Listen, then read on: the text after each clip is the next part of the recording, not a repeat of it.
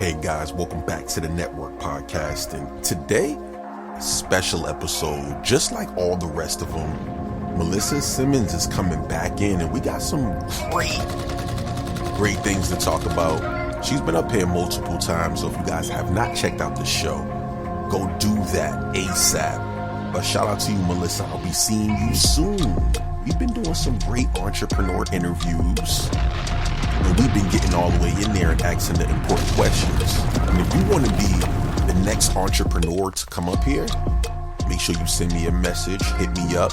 But today is everything Melissa Simmons. It's been nothing but heat, and we appreciate you up here at the Network Podcast letting us know what's going on and how we can add value. It's just been nothing but a great time. And every time we have different people up here, amazing experiences. And today I got no other than Melissa Simmons coming back in. And I got some more questions for her. Melissa, welcome back to the show. How are you feeling today?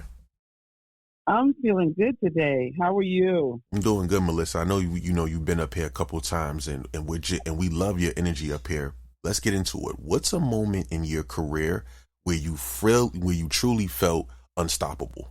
Over to you.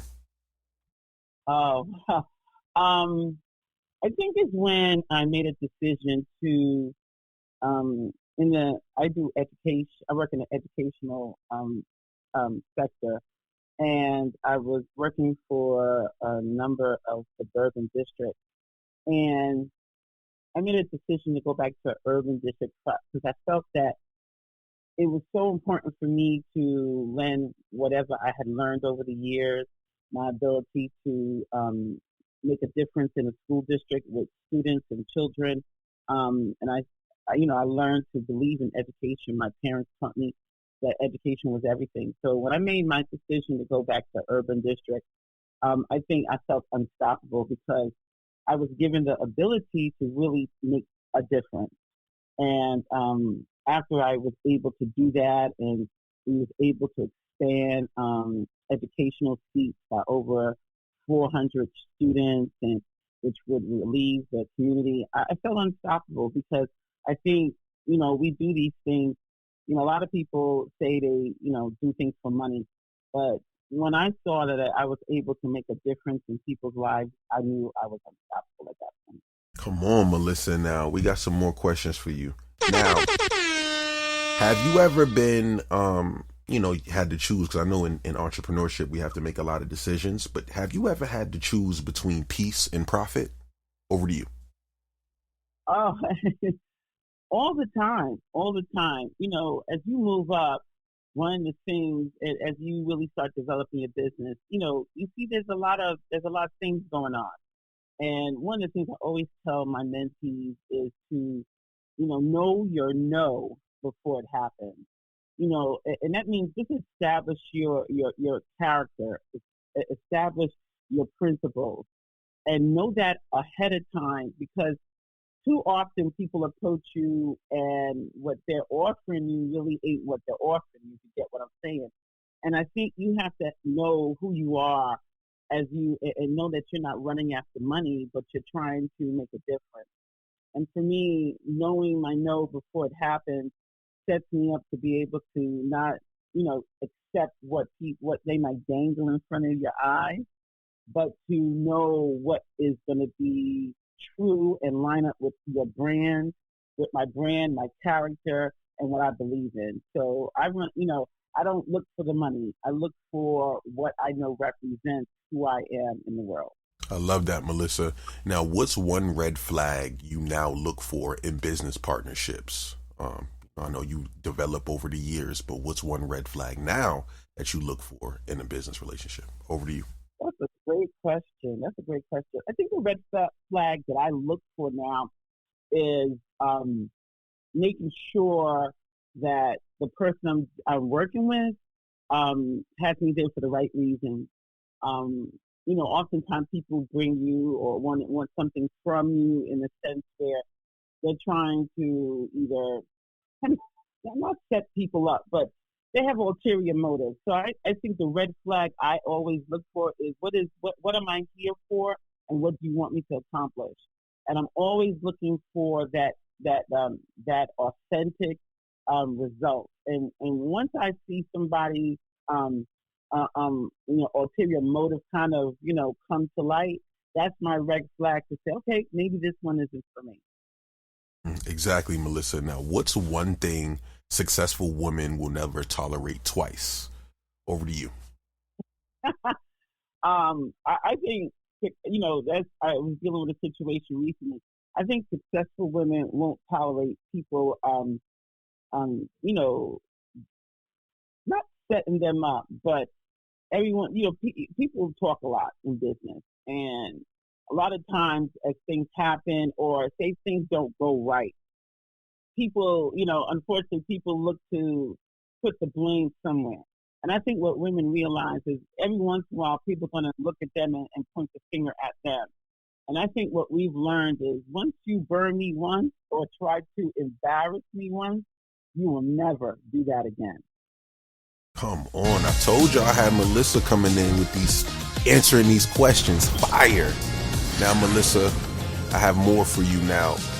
How do you know when someone is genuinely supporting you versus benefiting from you? Over to you. That's a good question. I think I've learned to go into, because of who I am, and I tend to do and go over, and do more for people I'm working with, people I'm collaborating with. And I think what I know I've learned to do is just go in it with not looking for what I'm getting, but what I'm giving.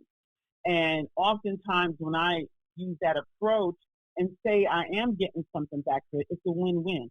But if I'm giving and I'm already set up in my mind that I'm giving to you, I'm okay with what the result became for you, or even if you were able to get more than I was able to get. But as long as my head is straight and I'm going into it without expecting anything, I'm good however it turns out. I love that, Melissa. Now, what's your process for reinventing yourself? I know we all come to some point where we got to start over, start from the ground up. But what's the process of reinventing yourself, Melissa? Over to you. I think we reinvent ourselves. For me, I reinvent myself every year. And I say every year I do my vision board. Every year I look at what I'm trying to do. I lay out, what were my highlights for the past year? What did I enjoy doing? What do I want to do more? And what would I like to do less? Because I think especially as an entrepreneur, we get in, we start exploring other things, and then sometimes some of the things that we thought we wanted to do, we realize after doing it, hey, maybe that's not my thing. So I think every year when I look at what I accomplished and where I want to go and how I want my life to kind of unfold in the next year, I think that's when I reinvent what I'm going to do. Like, this year I really spent a lot of time really building the one-on-one clientele, trying to look for that, what I can give, and then support. Because the more I support, then the more I'm able to give, because now I'm building other people to come, to line up with me and to really execute what they're looking to do. So I think every year I look at it differently. I take a different perspective, and then I push that way so that I can really, in the future, build the life I'm really looking for. Come on, Melissa. Now, how do you stay grounded? How do you stay grounded while elevating financially? Over to you, Melissa. What keeps me grounded is how I was raised. My parents, were immigrants from Panama, and I saw them work hard all their lives. And regardless of, and their dream was for myself and my other two sisters is to do better than them. And when I saw that, we were all accomplishing things that I saw our parents didn't accomplish, that didn't make me feel like I was, somebody. That reminded me of what they invested in me. And I continue to keep that in my forefront, because everything we get is to give back to the next generation. So I don't get it twisted. I want what I'm now accomplishing. I want my children to get more than what I'm doing. So I don't get caught up and get like, hey, I've arrived. I don't think I'll ever arrive, because everything I'm doing and building, I'm giving to my children so they can even do better than I'm doing. Exactly. I love that. See, I told you I had Melissa coming in with some fire question. Now, how important is image in entrepreneurship today? Over to you, Melissa. Image is important.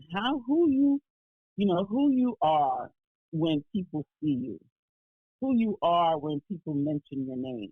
One of the things I always remembered and I always kept as one of my foundation pillars is your name is everything. So building your name and building those positive characteristics around your name is so important for me, so that when people start talking about you or seeing you, or hey, you're Melissa, or hey, I know who you are, I think that's what kind of builds who you are, and that reputation goes out into the world. Because then when people ask, somebody that can do that, they'll say, hey, I know somebody, and that's when your name and what you built becomes your statement as you enter, any space, or as people hear your name. It's like, okay, I know, I heard about her, I heard about you, and I think that's the thing that keeps your vision, your image out there in a positive way. Come on, Melissa. Freaking fire. Now, what's one thing women should stop romanticizing about success? Over to you. Oh man, that's a good one. I think for women, what we need to start romanticizing is that I have to just prove who I am, and I'll arrive. And that's not the thing, to prove who you are. I think you walk into the room as who you are. There's nothing to prove when you walk into a room. You are who you are, and stand tall in that. I think we need to start romanticizing. If I just work hard, I'm going to get what I need. No, you need to stand up and be present and take what you need. Follow the path that you know you can go into. Don't let people stop you. People are always waiting for somebody to hand you a job or hand you a promotion. Go get the promotion. Stop thinking somebody's going to walk in and give you something. Go get it. Come on, Melissa. Now, how do you keep your vision alive when the results are slow? Over to you. Good one. I believe in making progress can be small or big. And sometimes you may have I've had a couple of clients, and what I'm accomplishing with them is small. But it's funny, I think when you see those, small achievements, they're always a setup for a bigger one. Sometimes that one contact you make is not so much what you get from that contact, but what that contact now opens up the door for another contact. That's when that big door opens. So never begrudge the small, because the small, I found, is usually the opening door for something bigger. Come on. Melissa chopped this all the way up. Melissa, how could they find you on all platforms, and what's something new you got coming up? Any final words before we get up out of here for this session? Sure. I'm on Instagram, I'm on TikTok, and I'm on Facebook. Some of the things that I'm going to be posting upcoming is I'm doing a conference for my association, and I'm about to go into some other counties doing a bunch of how-to. And one of the things that I'm really going to be pushing coming up is I'm going to start doing my podcast, and I'm on I'm going to be on all of the podcasts a week. Yeah, within the next month. Watch out. Listen up for Girl Boss Up with Dr. Melissa Simmons. I'm coming out there. Come on, Melissa's coming soon. She'll be coming right back in for another episode, because I have more questions for her. Stay tuned.